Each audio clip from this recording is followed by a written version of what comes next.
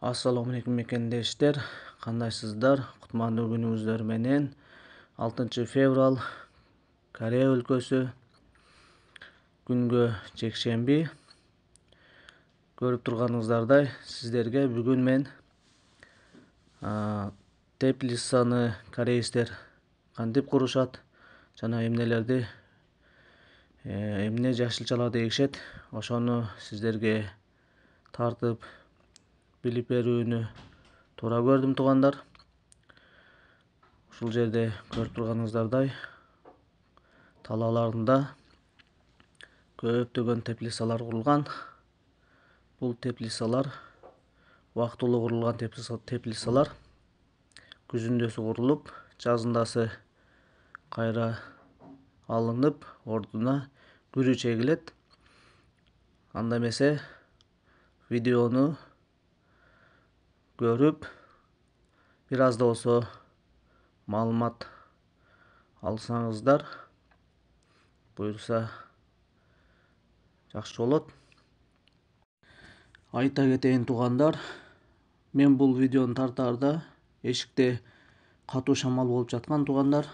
Ошондуктан мен сөзүмдү запись кылып жазып, видеого кошуп жатам. Туура түшүнүп кабыл аласыздар деп ойлойм. Анда эмесе видеобузду баштадык. Теплицаларды аралап жөнөдүм анда туугандар. Акырын кирип бара берсем теплицаларды көрүп турасыздар. Теплицалардын көчөлөрүнөн бери асфальт басып койгон. Эгелери жок теплицаларга болушунча кирип көрбөөгө аракет кылабыз.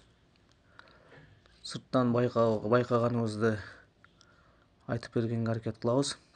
Эгеси жок кирип карап, ушундай бир жаман ойдо калбаш үчүн көп жакындабайбыз.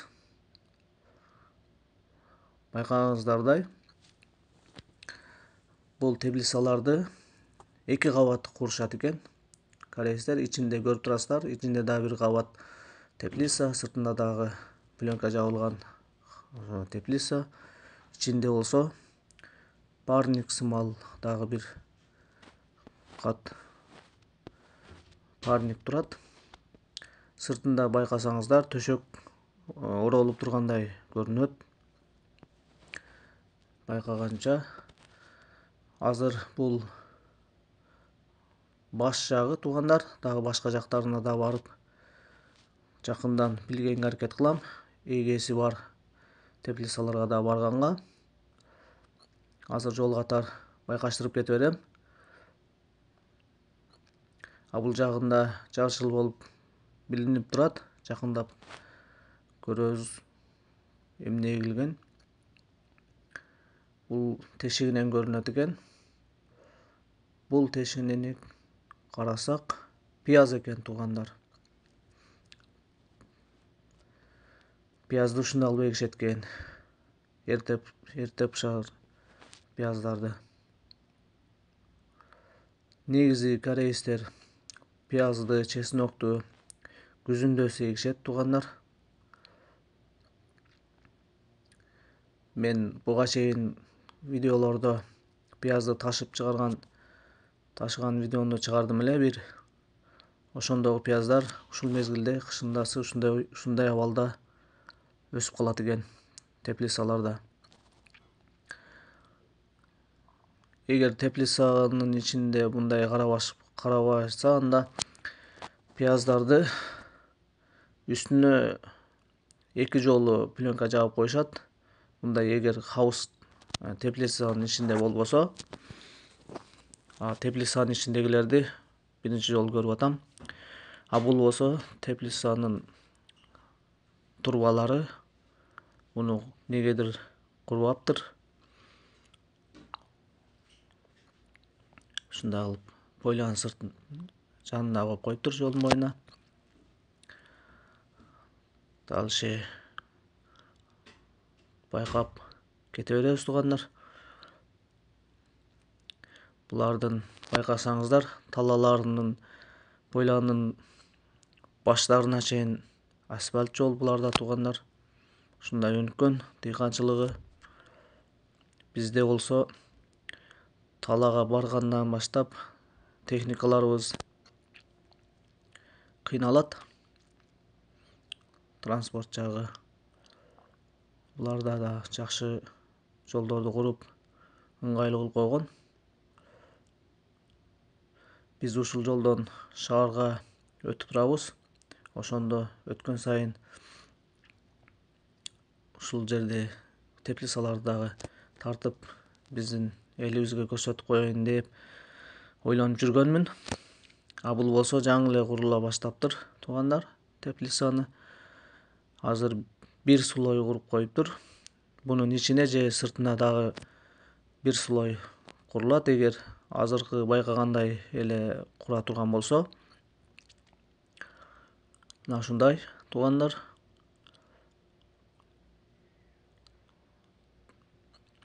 Теплица өнөр жайы.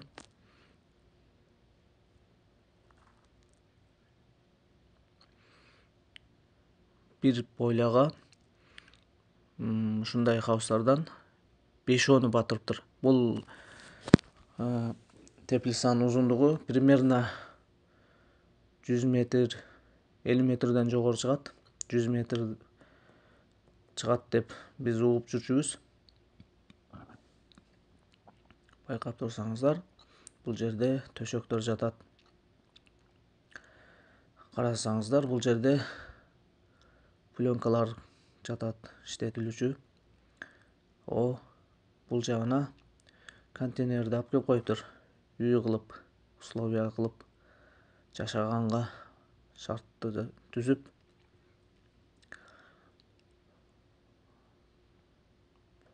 Мынаки төшөгү туугандар. Теплицага колдонулат экен.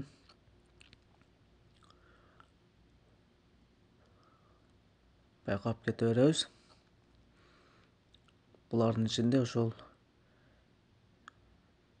теплица, 2 кабат теплица ичинде парниги бар экен. Парниктин ичинде эмне эгилген азырынча мага белгисиз. Бир аздан кийин дагы корейстерге жолугуп калсак сурайм.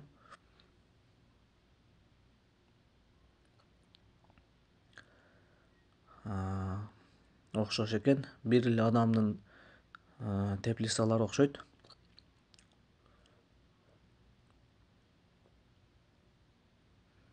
Ушундай теплицалар жасап, корейстер туугандар өздөрүнө өздөрү иштеп жаткан учуру. Караңыздар туугандар. Булар эгер заводдору жок болсо, ушундай дыйканчылык кылышат. Жерди иштетишип. Буларда билесиздер, жер тар. Жерди бир эле жерди тындырбай 2 сезон иштетишет. Жер дамалып калган болсо, булар акча таппай калат да. Бул жагына пияз эгип койгон экен. Пияз до сих пор алынбаптыр. Эмне болгон, үшүк алып кеткенби деп ойлонум эле. Бул жерде дагы бир иностранец жүргөн экен. Сурасам, пияздарды иштетет, колдонот деп айтты. Кантип колдонот? Түшүнбөдүм. Ал иностранец бир хаустун ичине кирип кетти.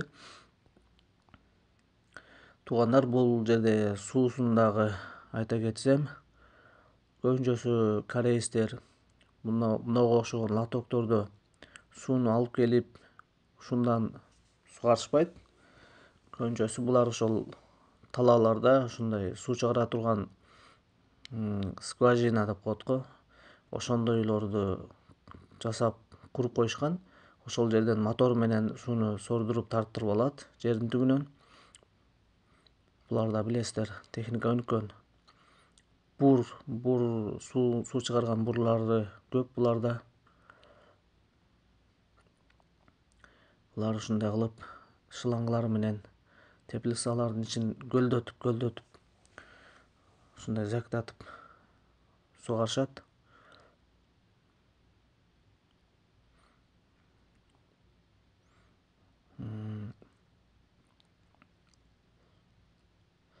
Ар бир дыйканда мынга окшогон Kia Bongo же болбосо Hyundai Porter жаңы жылдагылары бар корейстерде сөзсүз болот. Жана мынга окшогон тракторлор болот. Хаус иштеткендерде жана чоң көп талалар барларда чоң тракторлор болот. Туугандар, мына теплицанын азыр ишине колумду салып көрсөм, кадимгидей жылуу экен. Жанагындай эле пияз экен бунун ичинде дагы. 2 кабат пленка. Андан кийин ичинде пияз эгилген, пияздын үстүнө пленка тартылган. Биз бизгө мал пленка тарттык эле го. Ошондой эле ушундай пленка. Бул жактары ушундай пияз экен. Булар ушул пияздары ичине рас эле айта кетейин, ичине ошол шлангы бул шлангыдан ич керек. Шлангалар менен суу киргенге тартып коюп туруп, ортосунан жөөктөрдүн ортолорунан да бирден таштап, ушул пияздар эрте жазда пышат.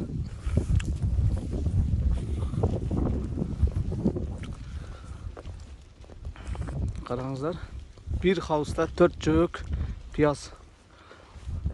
Эрте жазда май-июндарга ушул пияздар уже пышып, жетилип, чоң болуп, анан бизден кыргыз жигиттер, өзбекстандык жигиттер ушул пияздарды дыйкандарга жардам кылып, ташып складтарына жеткиришип коюшат. Объем болот бул жумуштары, ташуу жумуштары. Караңыздар, пияз экен. Трактору да. Туугандар, азыр бул тараптагы жайгашкан теплицалардын бардыгын аралап көрүп чыктым. Эми болсо жолдун аркы бетиндеги теплицаларды дагы байкап көрөйүн деп чечтим.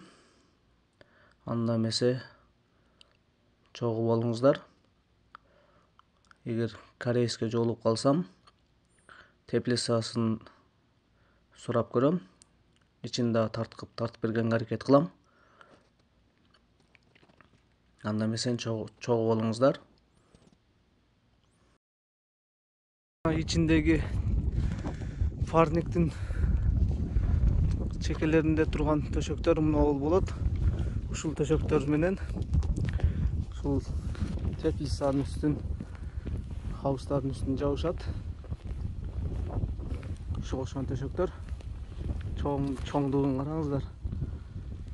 Ичинде төшөктүн ичинде пактасыбы же кандай бир нерсеси бар экен.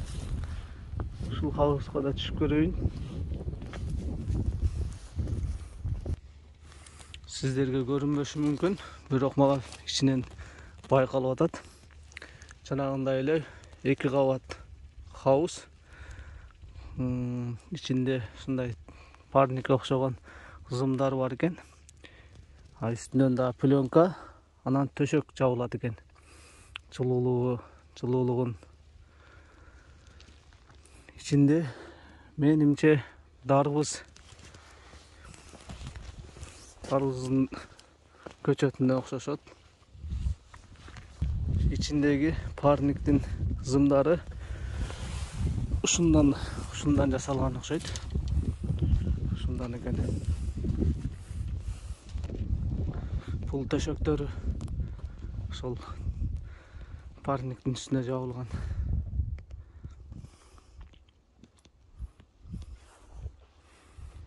Туугандар, ушул эле парниктин эгеси келип калды. Дыйкан сүйлөшүп уруксат сурасам, макул деп теплицасынын ичин көрсөтүп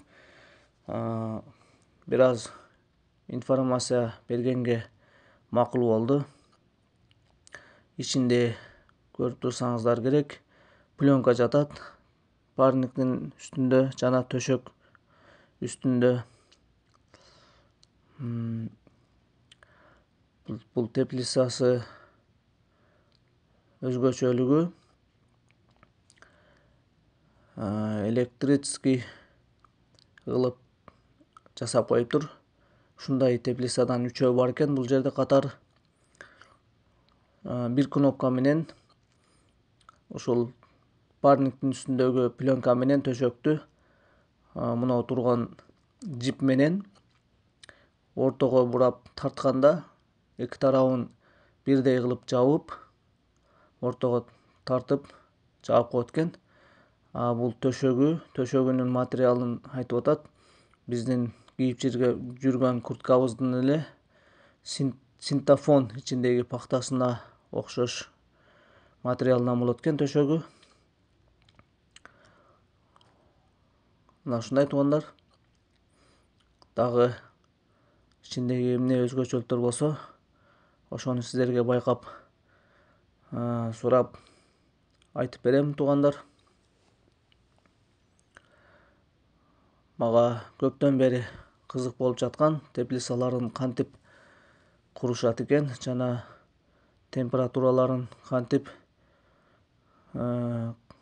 көзөмөлдөйт, кантип сакташат, ошол мага табышмак болуп турган.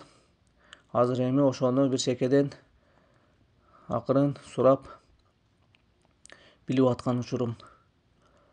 Туугандар, температурасы тууралуу айтып кетсем, азыркы учурда Кореяда сыртта погода күндүзү түшкү учурда 7 градус 10 градуска чейин чыгып атат.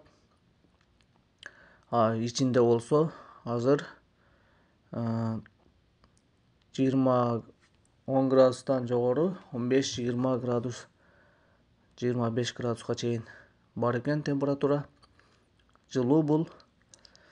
Жана бул айтып атат, теплицанын чекелеринде жана ортосунда жана пленканын түгүндө температуралары бөлөк болот деп. Буну көбүнчөсү биздеги теплица иштеткендер дагы көбүрөөк билет. Ал эми бул теплицанын дагы бир өзгөчөлүгү ошентип бир эле теплицанын ичине эки чоң парник сымал кылып көчөттүн үстүнө дагы бир температура кармаш үчүн, жылуу кармаш үчүн ушундай схема менен курушат экен. Карасаңыздар, азыр пленка менен төшөктү кошо тартып жаап атат. Ушуга окшогон 3 теплицасын бир кнопка менен жаап коет экен. Азыркы убакыт түштөн кийинки 3:30 болду. Күндүн энергиясы кетип алыстай баштаганда ушинтип жаба баштайт экен. Күндүзү кореецтер теплицаны күн көтөрүлүп 6-7 градус болгондо үстүндөгү бир кабат төшөгүн ачат экен. Андан кийин 12-13 градус болгондо пленкасын ачып коет экен. Ушундай кылып андан кийин обедтен кийин болгондо 3:30 болгондо ушундай кылып жабат экен жылуулап. Бизге окшоп бизде теплицаларды көрдүм эле. отопление куруп койгонун көргөнмүн да. Буларда отопление жок экен. Ушундай кылып адамга куртка кийгизгендей кылып өсүмдүктөрдү жабып коет экен, жашылчаларды. Караңыздар, ортого чейин тартып койду. Кореец жөн эле отурат щиттин жанында. Ошол жерде щит бар экен. Азыр жарымынан өтүп калды. Жаап койду, тартып койду төшөктөрдү. Азыр болсо ушул жабыш системасын акырына чейин сиздер менен чогуу көрүп көрсөтөм сиздерге.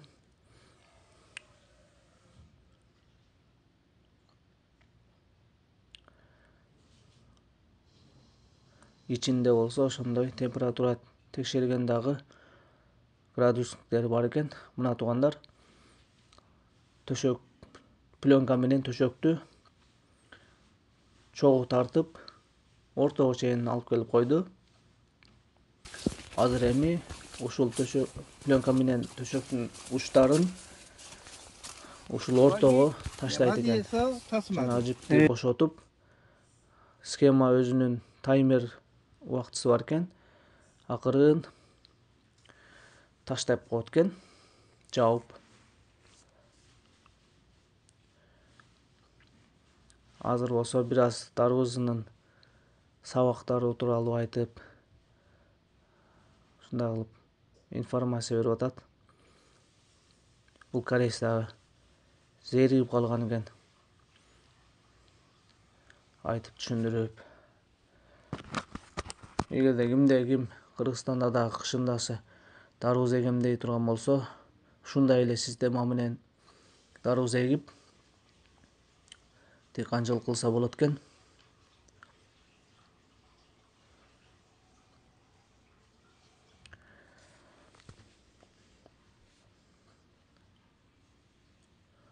Эсептеп көрсөтүп атат.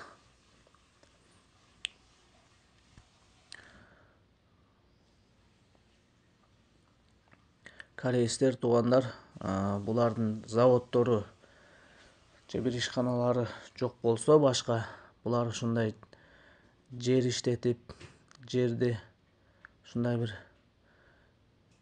бир жылда 2 сезон иштетип, сөзсүз каражат табышат.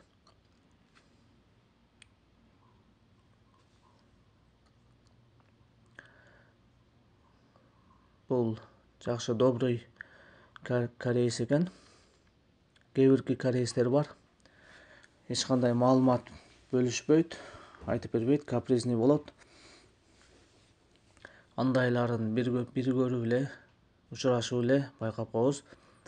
Мына туугандар, жанагы айткандай эле ортого таштап жаап койду. А бул кореец болсо, бул баш жактарын гана ушундай тартып туруп жаап коет экен. Азыр өзүнүн билишинче айтып берди бул кореец. Бул дыйкандарды окуйсуңарбы десем, булар көп жылдан бери, ата-энелеринен бери, өздөрүнөн бери ушундай окуп, өзүнүн ушундай айыл чарба техникумундарында окуп, дыйканчылыктарын баштаган экен. Азыр болсо 2 теплицасынын ортосун айтып атат. 1 метр 60 сантиметр кылып койгон экен. Ортосунан жөйгө алып.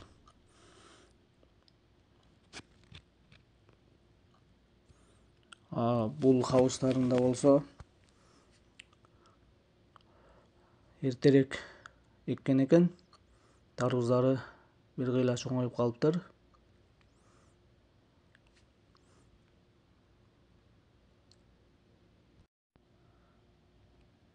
Көчөтү ушундай болуп чоңоюп калгандан кийин пленкасын гана тартып жаап коет экен. Бул тараптарын берки хабыстардан айырмасы, берки теплицадан айырмасы, буларда электрический жабылбайт экен. Кол менен эле пленкаларын эле ортодон тартып эле жаап коет экен.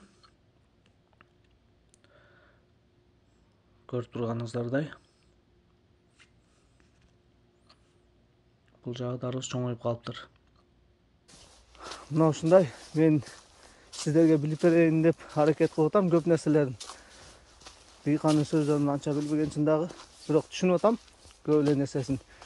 Мына көрүп алыңыздар, биздин кыргыз дыйкандар ушу хаус иштетем, теплица иштетем дегендер сыртынан мындай турбалар менен бир катар хаус жасайт экен, пленка жабып, ичинен дагы через турба коет экен. Мына караңыздар, бул жерде сыртында 4 турба турса, ичинде 2 эле турба коюлат экен. Ошентип дагы бир катар хаустун ичинен каптап бир хаус куруп чыгат экен. Андан кийин караңыздар, сыртында мындай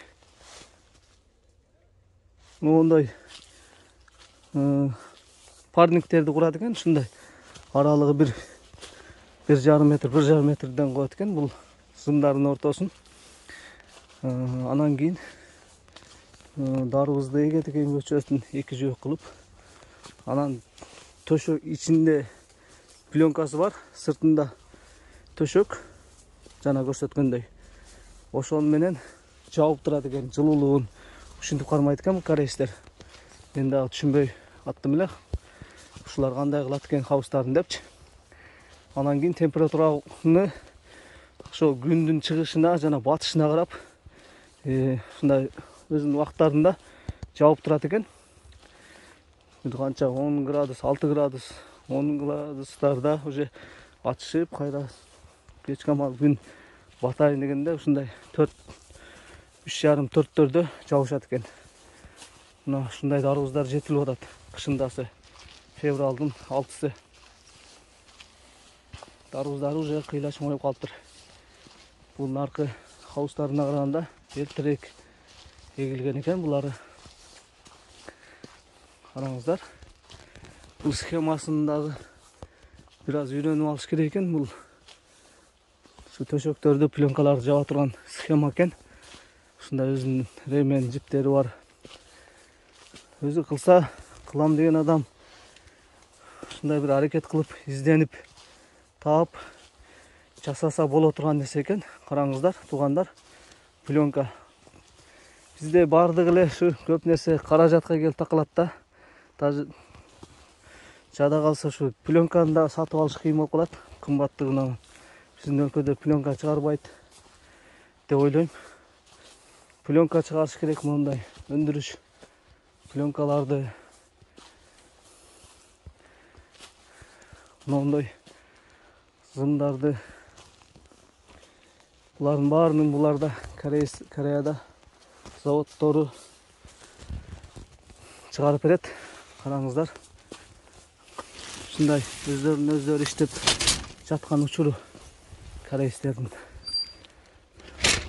Жана ал 3 хаусту кылганбыз. Бул жакта дагы 4 хаусу бар экен. Бул айтты ушул 10дон ашык 16дай немеси бар экен, хаусы. Ошонун баардыгын ушул аялы экөө эле иштетет экен. Жумушчуларды болсо эгип атканда да башка бир майда жумуштарында тайланддык жумушчуларды иштетет экен. Алардын бою кичинерээк, анан иштегенге удобныйраак депчи. Биздикилердин бою чоң, анан мындай көлөм чоң болгон үчүн биз казак, кыргыз, өзбек жана башкаларды. Булар бул хаустун ичинде иштегенге сал неудобный деп айтып атат. Ошондой бул жак ошентип колунан келишинче айтып түшүндүрүп берди. Бул жакшы кореец экен. Буну караңыздар, бул градусник экен. Градусник бир азыр ошо 5-6 градусту көрсөтүп атат. Сырткы градустарды өлчөгөн эмеси бар экен. Ичинде дагы айтып түшүндүрүп берди жана кореец. Мен түшүнүгүм боюнча хаустун эки капталында градустар, температуралар бөлөк, ортосунда бөлөк, жанагы төшөктүн үстүндөгү жана жердин алдындагы градустары бөлөк болот дейт. ошолорду жакшылап контрол кылыш керек дейт. Жакшылап жылуулугун камсыздап. Азыр бул жерде жаап жүрөт. Өз жалгыз пленкаларын. Бул машинасы экен, рабочий. Ошондой буларда бүт шаймандарын дайындап алышкан. Бул трактор менен бүтүрөт ушул кабыстын иштерин.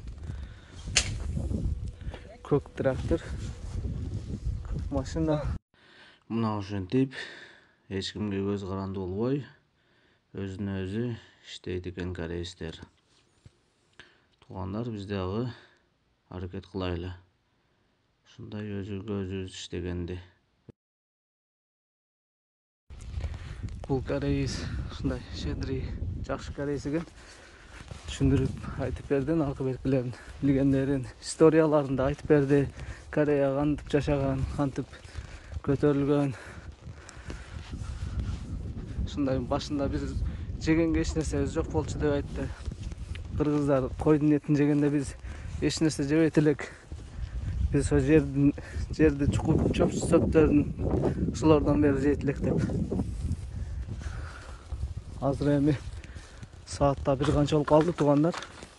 Акырын үй жака кайта берем. Bunun 16 havusu varken bu жерде 9 havuz, başka жерде 7 havusu varken gündağı akırın batı var aytат.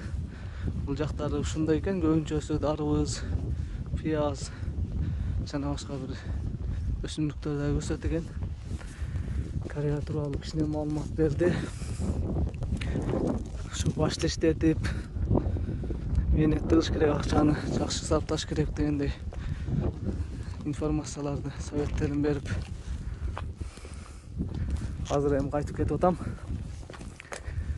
Туугандар, болушунча аракет кылдым, туугандар. Кореянын ушундай теплица жайын көрсөтүп бердим. Ошо төшөктөрдү жабат экен, көрдүңүздөр. Хауыстары ушундай 2 кабат болот экен. 2 кабат болуп, температурасын жакшы, жылуулугун ошентип карашат экен буларда. Бизде мен көргөндө отопление орнотушат эле bizde. Буларда отопление эмес, ошол төшөктөрдү ачып жабып, күн эртең менен күн 6-7 градус болгондо биринчи кабатын ачат экен, ошол неменин теплицанын ичиндеги. Андан кийин 10-12 12-13 градус болгондо ичиндеги жанагы парникти ачат экен экинчисинде. Ошо туугандар, күн да кечтеп баратат. Мен сиздерге билип бергеним ушул болду. Көргөндөй эле мындай татаал эч нерсе деле жок. Просто аракет кылыш керек экен, издениш керек экен. Бир аз каражат табып, пленка ушундай турбалары менен же турба жок болсо башка бир каражатты ойлоп табыппы, ушундай теплица куруп, жайыгышы, өсүмдүктөрдү өстүрүп, жемиштерди аракет кылыш керек экен. Карап турасыз, көрүп турасыздар, бул Кореянын бир гана точка жериндеги теплицалар. Булар эрте жазда, булардын бир канча 80-90% жазда кайра алынып, кайра ордуларына шалы эгилет. Шалы же башка нерсе да эгип коюш мүмкүн. Көбүнчөсү шалы эгишет, туугандар.